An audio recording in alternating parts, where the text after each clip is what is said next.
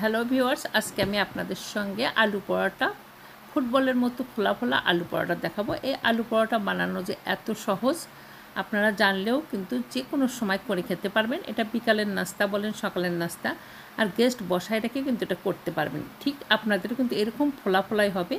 তো চলেন কিভাবে বানালাম সেটাই দেখাই। আলু পরোটা বানাতে গেলে অবশ্যই আলু লাগবে। আমি আলুটাকে সিদ্ধ করে নিয়েছি আগে, আর এখানে ময়দা নিচ্ছি 2 কাপের। প্রথমে আমি 2 কাপ করে দেখাবো, আপনারা আপনাদের পছন্দ মতো করবেন।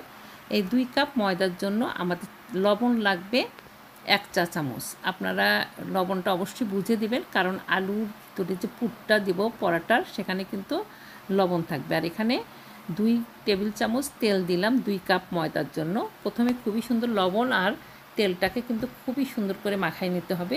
এটা যত আপনারা মাখাবেন আলু পরোটাটা তত সফট হবে। আর এই আলু পরোটা কিন্তু এত সফট আর এত টেস্টি হয়, আপনারা না বানিয়ে খেলে বিশ্বাসই করবেন না। তারপরে ভালো করে যখন ময়ান দেওয়া হয়ে যাবে, তখন আমরা একটু হালকা গরম, এটা কিন্তু রুম টেম্পারেচারের চেয়ে একটু গরম, সামান্য একটু হালকা কুসুম গরম যেটাকে বলে, এরকম পানি দিয়ে করলে এটাকে মাখায় রাখতে হবে না। আর যদি আপনারা ঠান্ডা পানি দিয়ে বানান তাহলে কিন্তু রেস্টে রাখতে হবে একটুখানি। তা আমি যে কোনো ডো মাখাতে কিন্তু অল্প অল্প করে পানি দিয়ে, এখন কিন্তু আমাদের এই যে ডোটা দেখেন এরকম একটা সফট ডো করে নিতে হবে। এটা কিন্তু বেশিক্ষণ রাখারও দরকার নেই। এখন আমি এটা সাইডে রেখে এখন আমি আলুটা, যেহেতু আলু পুরি বানাবো, এখানে আলুটাকে আমরা সুন্দর করে ম্যাশ করে নেব। আর আলুর সঙ্গে কী কী দিয়ে বানাবো আমি সেটা আপনাদেরকে দেখাচ্ছি। খুবই সুন্দর মিহি করে নিতে হবে এটা। ভিউয়ার্স, এই যে এখানে আমি আলুটা ম্যাশ করে নিয়ে আমি একটু কাঁচামরিচ দিয়েছি, আপনার ইচ্ছা করলে ধনিয়ার পাতা দিতে পারেন।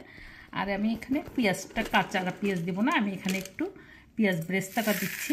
এটা দিলেও কিন্তু ফ্লেভারটা যেমন সুন্দর হবে আর খেতেও কিন্তু ভীষণ মজা। আর দিতে হবে মরিচ, লাল মরিচের আপনারা চিনি ফ্লেক্স দিতে পারেন। আমি দিয়েছি অবশ্য শুকনো মরিচ, আমি গুঁড়া করে রাখি ভর্তার জন্য যেটা দিই। আমার বাচ্চারা এটার ফ্লেভারটা ভীষণ পছন্দ করে। আর লবণটা তো অবশ্যই স্বাদ মতো আমরা লবণ দেবো, আলু ভর্তায় যেমন দিই ঠিক এরকম দিয়ে তারপরে আমরা এটা পুরো মাখাবো। মাখায় তারপরে আমি ভাগ করে নেব, জয় ভাগ ময়দাটা করব, ঠিক তত ভাগ আলুর ভর্তাটা করে তারপরে কীভাবে বানাইতে হবে সেটা দেখাবো। এখন আমি এই যে ময়দাটা এখানে 6 ভাগ করে নিয়েছি, আপনারা ইচ্ছে করলে আর একটু বড়ো বা ছোটো করে নিতে পারেন। আর এখানে আমি অনেক কয়টা ভাগ করে নিয়েছি, জয়টা লাগবে তো এটা ইউজ করব, আর না হলে পরেও ইউজ করা যাবে আর কি। এখানে আমরা যেভাবে নিব সেটা দেখাই।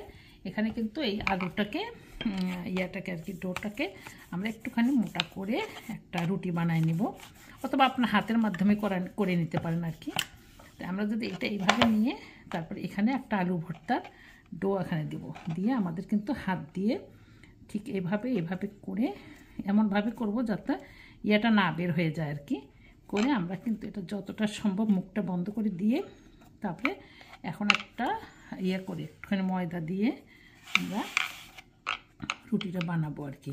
এটা কিন্তু হাত দিয়েও করে নেওয়া যায়, তা আমরা কিন্তু হাত দিয়ে করে নেব, অথবা আস্তে যাবে পাতলা হাতে আমি এটা বলবো আর কি, বলে তারপর আপনাকে ভেজে দেখাবো। ভিউয়ার্স, এখানে আর একভাবে করে দেখাচ্ছি, এই যে হাতের মাধ্যমে কিন্তু করা যায়।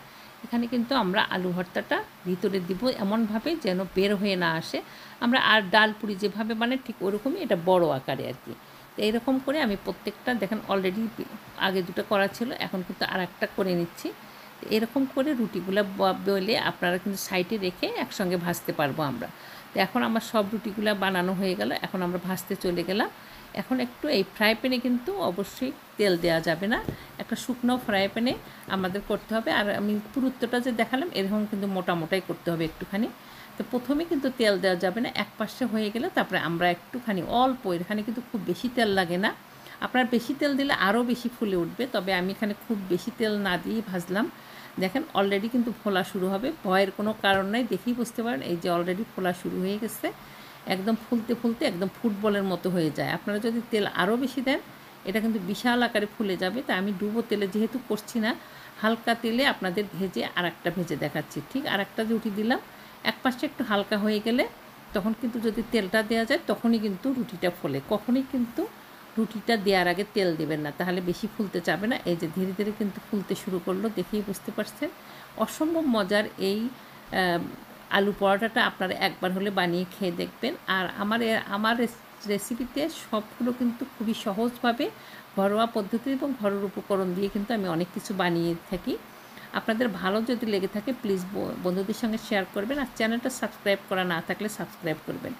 এইভাবে আমি কিন্তু সবগুলো আলু পরোটা ভেজে তুললাম। এখানে কিন্তু আপনারা গেস্ট বসায় রেখেও এরকম আলু পরোটা বানিয়ে খাওয়াতে পারবেন, আর এটা ছোট বড় সবারই কিন্তু ভীষণ পছন্দ। ভালো লাগে থাকলে পরবর্তীতে দেখা হবে অন্য কোনো রেসিপি নিয়ে। আল্লাহ হাফেজ।